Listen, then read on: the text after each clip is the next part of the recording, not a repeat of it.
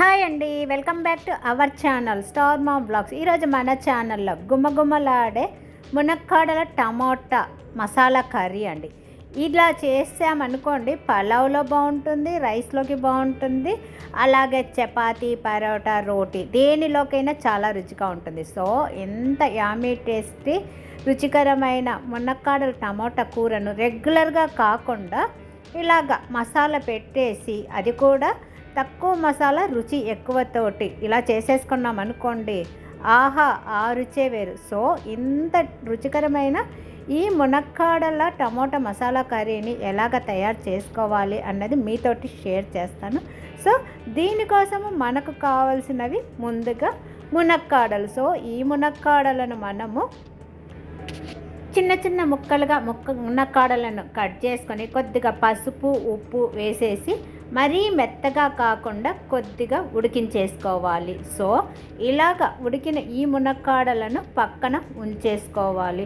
ఆ తరువాత ఇక మునక్కాడల టమోటా కర్రీ చేయటం కోసము స్టవ్ మీద కడాయి పెట్టేసి, ఆ తరువాత ఒక 5-6 స్పూన్లు ఆయిల్ వేసుకొని జీలకర్ర ఆవాలు వేసి, జీలకర్ర ఆవాలు కొద్దిగా వేగిన తరువాత దీనిలోకి కరివేపాకు కూడా వేసి, కరివేపాకు కూడా వేగిన తరువాత ఒక 2-3 పచ్చిమిరపకాయలు పొడవుగా కట్ చేసుకోవాలి, అడ్డంగా కట్ చేసుకొని వేసుకోవాలి. ఇలా వేసుకొని ఇవి వేగిన తరువాత పొడవుగా సన్నగా ముక్కలుగా కట్ చేసిన ఒక పెద్ద ఉల్లిపాయను కూడా వేసేయాలి. ఇవి కొద్దిగా వేగిన తరువాత 1/2 టేబుల్ స్పూను అల్లం వెల్లుల్లి పేస్ట్ కూడా వేసుకోవాలి. సో ఈ అల్లం వెల్లుల్లి పేస్ట్ పచ్చిదనం పోయి ఉల్లిపాయలు కూడా బాగా కొద్దిగా వేగిన తర్వాత పుదీనా కూడా వేసుకోవాలి. ఈ పుదీనా వలనండి కూరకు మంచి ఫ్లేవర్ వస్తుంది. అలాగే సన్నగా తరిగిన కొత్తిమీర కూడా వేసుకొని ఇవి వేగిన తరువాత ఒక 4 టమోటాలు తీసుకొని దీనిని నేను చూపించిన విధంగా ఇలాగా 4 సైడ్స్ కట్ చేసేసుకొని వేగుతున్న ఉల్లిపాయల్లో పెట్టేసి సిమ్లో ఒక 2-3 నిమిషాలు వేపిన తర్వాత ఉడకపెట్టిన మునక్కాడలను కూడా వేసేసి దీనికి మరి కాస్త పసుపు, అలాగే ఒక 1/2 టేబుల్ స్పూను కారము, 1/2 టేబుల్ స్పూను ధనియాల పొడి వేసుకొని తగినంత సాల్ట్ కూడా వేసుకొని బాగా కలిపేసుకోవాలి.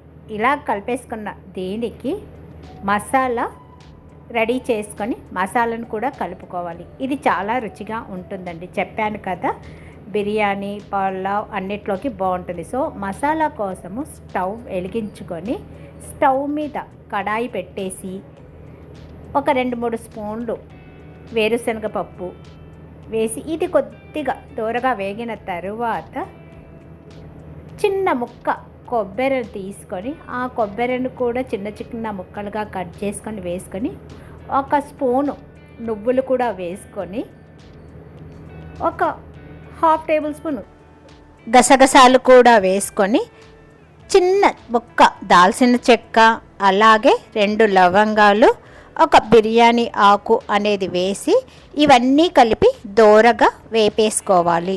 ఇలాగ దోరగా వేగిన తరువాత స్టవ్ ఆఫ్ చేసి చల్లారనిచ్చి ఇలాగ చల్లారిన ఈ గ్రౌండ్నట్స్ మిశ్రమాన్ని మిక్సీ జార్లో తీసుకొని తగినంత వాటర్ అనేది యాడ్ చేసి మెత్తని పేస్ట్గా రెడీ చేసుకోవాలి. ఇలాగ తయారైన ఈ పేస్టును ఉడుకుతున్న మునక్కాడల టమోటా కర్రీలో వేసి తగినంత వాటర్ కూడా వేసుకొని ఒక 5 నిమిషాలు మీడియంలో ఉడకనివ్వాలి. ఈ మీడియంలో ఉడికిచ్చే ముందు కొద్దిగా బిర్యానీ మసాలా పౌడర్ వేసుకోవటం వలన ఈ మునక్కాడల టమోటా మసాలా కర్రీ అనేది చాలా రుచిగా ఉంటుంది. ఈ బిర్యానీ మసాలా పౌడర్ అనేది అన్ని కర్రీస్లో వేసుకుంటే, అంటే మసాలా కర్రీస్లో అన్నిట్లలో వేసుకోవటం వల్ల చాలా రుచిగా ఉంటుంది. 5 నిమిషాలు మీడియంలో ఉడికిన తరువాత స్టవ్ను సిమ్లోకి షిఫ్ట్ చేసి ఆయిల్ అనేది అంతా పైకి వచ్చేంత వరకు సిమ్లో ఒక 2-3 నిమిషాలు ఉడికించుకోవాలి. 2-3 నిమిషాల తరువాత మూత తీసేసి ఆయిల్ అంతా పైకి వచ్చిన తరువాత దీనికి స్టవ్ ఆఫ్ చేసి ఒక చిన్న నిమ్మకాయను తీసుకొని 1/2 టేబుల్ స్పూను ఆ నిమ్మరసాన్ని పిండాలి.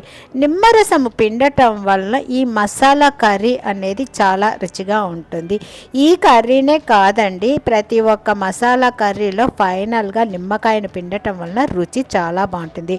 సో ఇలాగ తయారైన ఈ మునక్కాడ టమోటా మసాలా కర్రీని ఇక సర్వింగ్ బౌల్లోకి షిఫ్ట్ చేసేసుకొని నచ్చిన చపాతీ అలాగే అన్నము, పులావ్, బిర్యానీ దేనిలో తిన్నా సరేనండి, రెగ్యులర్గా తినే మసాలా కర్రీ కంటే కూడా చాలా రుచిగా ఉంటుంది. ఓకే ఫ్రెండ్స్, మీరు కూడా ట్రై చేస్తారు అనుకుంటున్నాను.